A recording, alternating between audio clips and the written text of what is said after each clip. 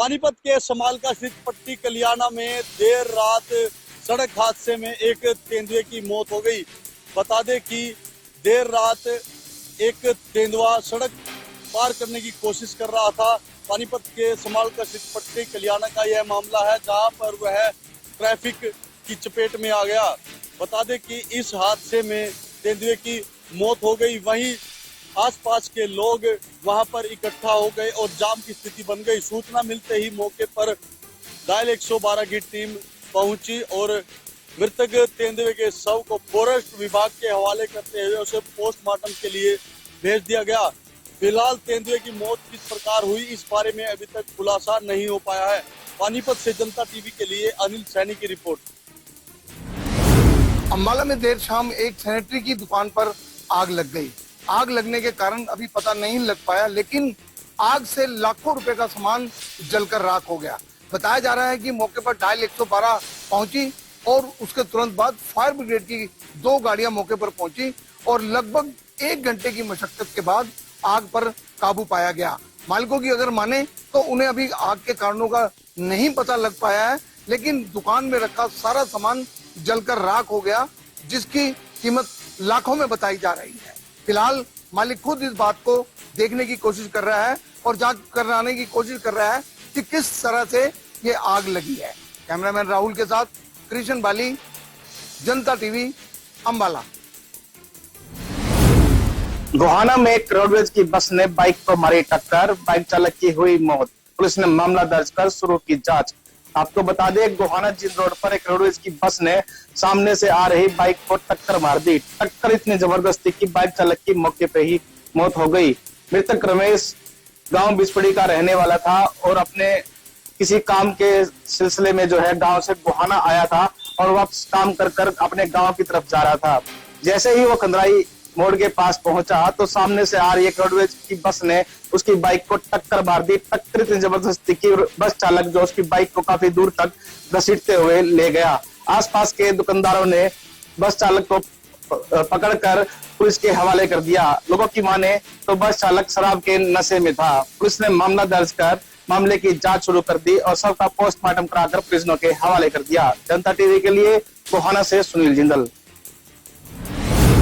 फरीदाबाद में बड़े लेवल पर आतंक की साजिश करने वाले बहुत सारे लोगों को इस पूरे मामले में गिरफ्तार किया है और लगातार आज अल-फलाह यूनिवर्सिटी पर कार्रवाई का 7वां दिन है। लगातार आज भी जो है वो तमाम टीमें जो है वो जांच में जुटी हुई है। पूरी तरीके से बता दें कि अल-फलाह यूनिवर्सिटी की लगातार जो मुश्किलें वो भी अब बढ़ने वाली हैं, क्योंकि अब अल-फलाह यूनिवर्सिटी में जो कार्यरत डॉक्टर थे, डॉक्टर मुजम्मिल हो, डॉक्टर साइन हो, उमर मोहम्मद हो, इसके अलावा असिस्टेंट हो, तमाम जो लोग इस पूरे जो है वो आतंक की जो है वो कहीं ना कहीं जो चक्र है उसके अंदर, चाहे भले ही उनके नाम हो, परंतु अब उसके बाद जो है वो अल-फलाह यूनिवर्सिटी के खिलाफ भी एक के बाद एक जो है वो कहीं ना कहीं कार्रवाई यहाँ पर होती हुई नजर आ रही है। आपको बता दें, बीते रोज जो है बाकायदा जो है वो अल-फलाह यूनिवर्सिटी की जो है वो पूरी जमीन की पैमाइश जो है वो राजस्व विभाग की तरफ से की गई थी। इसके अलावा इसके फंडिंग और उसकी मान्यता को लेकर भी जो है वो ईडी जो है वो कार्रवाई करने वाली है। और आपको बता दें, ताजा जानकारी जो मिल पा रही वो ये है कि जो i20 कार जो ब्लास्ट लाल किले पर की गई थी दिल्ली के अंदर, वो फरीदाबाद के एक कार डीलर से जो है वो खरीदी गई थी, जिसके लिए 2 लाख रुपए कैश दिए गए थे उमर मोहम्मद की तरफ से। और साफ तौर पर उमर मोहम्मद ने डॉक्यूमेंट्स के तौर पर जो है वहां पर ड्राइवर लाइसेंस दिया था, जो कि जम्मू कश्मीर का था। कल आपको बता दें, ये जो गाड़ी थी वो 29 जो है वो अक्टूबर को जो है वो खरीदी गई थी और इसी काम के लिए स्पेशली इस गाड़ी को खरीदा गया। उसके बाद ये गाड़ी दिल्ली पहुंची और दिल्ली में ब्लास्ट होने के बाद कई लोगों की जान ले गई और इसके अलावा कई लोग गंभीर रूप से घायल हो गए। फिलहाल लगातार जो है वो कहीं ना कहीं एकाएक कार्रवाई जारी है। आज जो है वो यूनिवर्सिटी पर जो है वो ईडी के आने की संभावना है। ईडी के आने के बाद जो है वो जांच और तेज होगी और ऐसे में लगातार अभी भी तमाम जो लोग इस पूरे संगठन से जुड़े हैं उसको लेकर भी जो है वो लगातार तमाम एजेंसियां जो है वो कहीं ना कहीं कार्रवाई करती हुई नजर आ रही हैं। फरीदाबाद से जनता टीवी के लिए Mukesh Rajput. Operation track down के तहत घरोंडा पुलिस को एक बड़ी कामयाबी हाथ लगी है। बता दें कि गत 13 अक्टूबर को विश्राम गृह के समीप सीएनजी पेट्रोल पंप पर एक फायरिंग हो जाती है, जिसमें कार में सवार 3 युवक पेट्रोल पंप पर फायरिंग कर देते हैं। बताया जा रहा है कि यह फायरिंग मात्र पेट्रोल पंप पर सिगरेट पीने को लेकर होती है और इस फायरिंग में एक व्यक्ति जो सीएनजी भरवाने के लिए आया था वो घायल हो जाते हैं। मौके पर तीनों आरोपी कार में सवार फरार हो जाते हैं। उसके बाद पुलिस व सीआईए विभाग की टीम जो दबिश देती है, लेकिन करीब 1 माह के बाद आज घरोंडा पुलिस को एक बड़ी कामयाबी मिली है। घरोंडा पुलिस के जो थाना प्रभारी है दीपक कुमार ने बताया कि इस कामयाबी के तहत उन्होंने 3 व्यक्तियों को गिरफ्तार किया है, जिनकी पहचान पानीपत निवासी सचिन, जितेंद्र व दीपक के रूप में हुई है। उन्होंने बताया कि इन्होंने गत 13 अक्टूबर को सीएनजी पेट्रोल पंप पर फायरिंग की थी, जिसमें एक व्यक्ति घायल हुआ था। तीनों व्यक्तियों को न्यायालय में पेश कर दिया गया है। घरोंडा से जनता टीवी के लिए सुशील कौशिक। सिरसर गांव से कल एक अज्ञात व्यक्ति का शव मिला।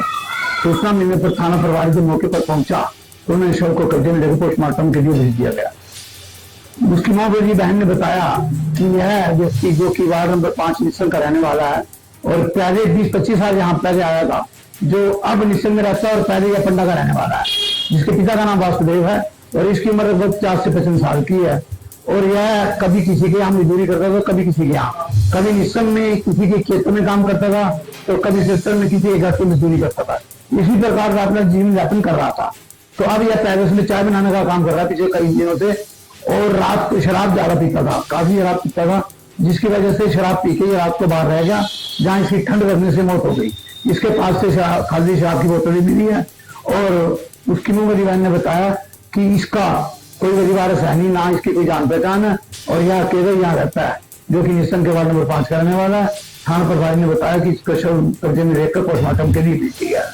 कुंडी से भी जमीन के लिए।